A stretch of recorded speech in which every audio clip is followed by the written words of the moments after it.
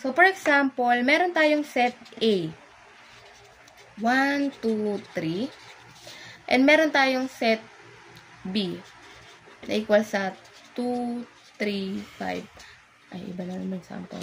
Tapos, meron tayong sample space or universal space. Ito naman. So, meron tayong, tawagin naman natin siyang sample space para, ano.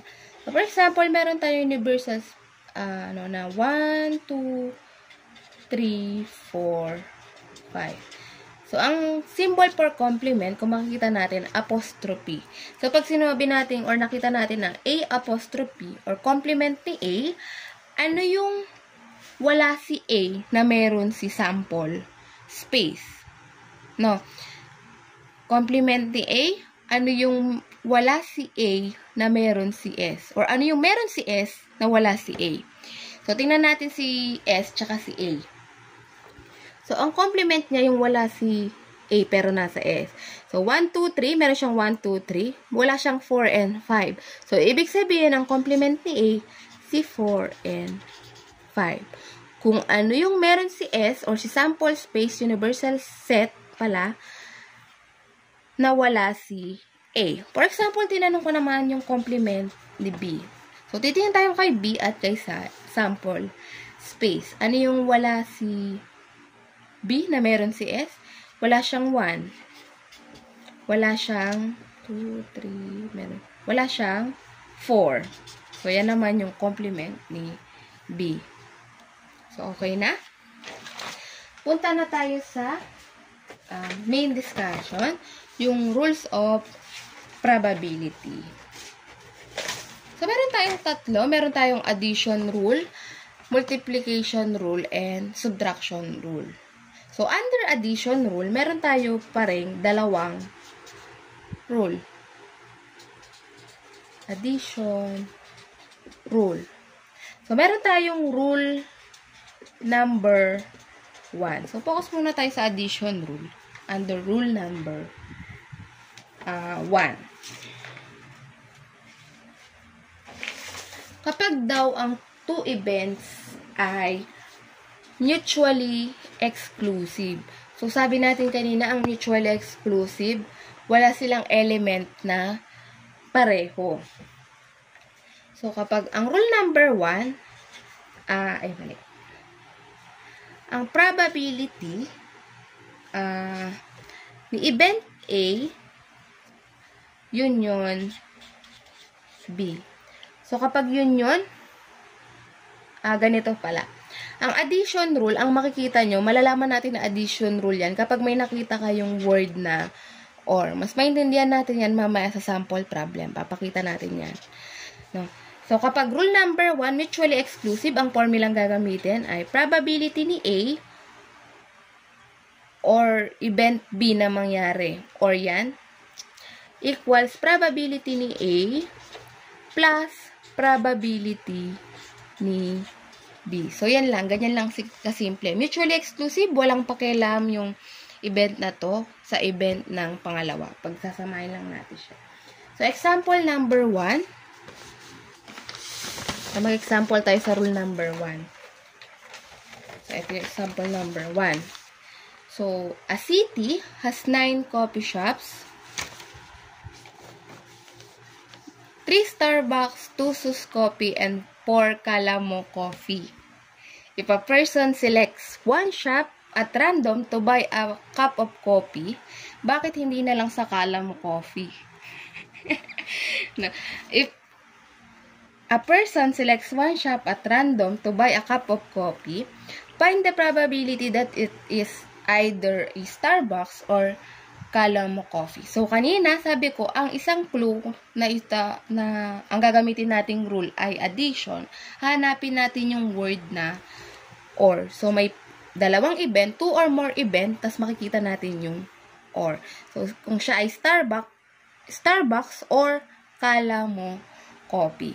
Ibig sabihin, nasa iisang city sila or nasa iisang sample space sila. For example, si San Fernando. Tapos, nasa isang city sila, pero magkaibang coffee shop. So, mutually exclusive. Walang kinalaman yung isa sa isa. So, ang gagamitin natin dyan, ay sinulatan ko, hindi na natin makikita. Dito pala, sorry. So, probability na ang piliin ng person ay yung Starbucks or, so pag sinabi natin or, yan ay yung U or union, kala mo coffee. So, expand lang natin yan. Probability na ang person ay pipiliin niya Starbucks plus probability na ang pipiliin niya ay kala mo.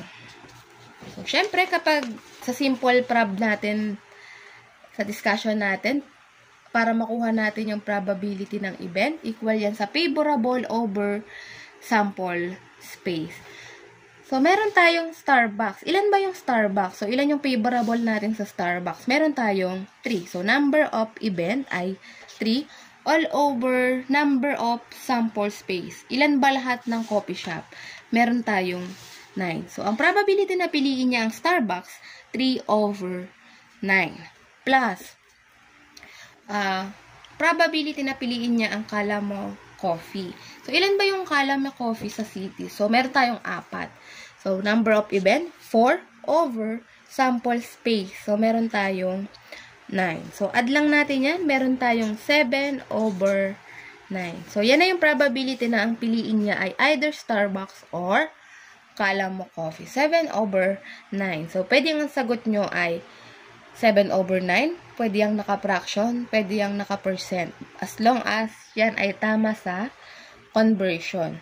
And, laging tandaan na dapat simplify. So, dapat, kung hindi naka-simplify yung sagot nyo, lalagyan ko ng minus. So, yan na. 7 over 9. Another example sa rule number 1 ng addition rule. Last example. Sa rule number 1. So, for example, gamitin natin ng lapis para tipid. So, a day of a week is selected at random. Find the probability that it is a weekend day. So, ano din probability na weekend day? So, ano ba yung mga weekend? So, meron tayong Saturday, meron tayong Sunday. So, siya ay Saturday or Sunday. Kasi sinabi lang naman, probability na siya ay isang weekend. Eh, ang weekend natin may dalawang choices. So, or yung gagamitin natin, Saturday or Sunday.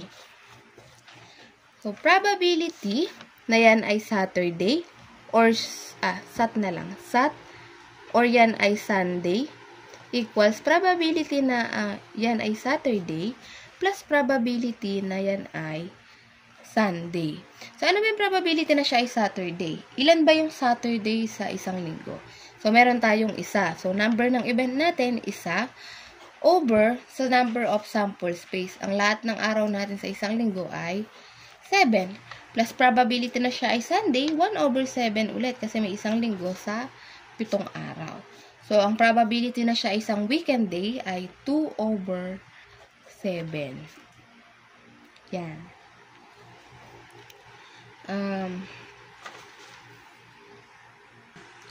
So, punta pa rin tayo. Addition rule pa din to. Pero, siya ay under rule number 2.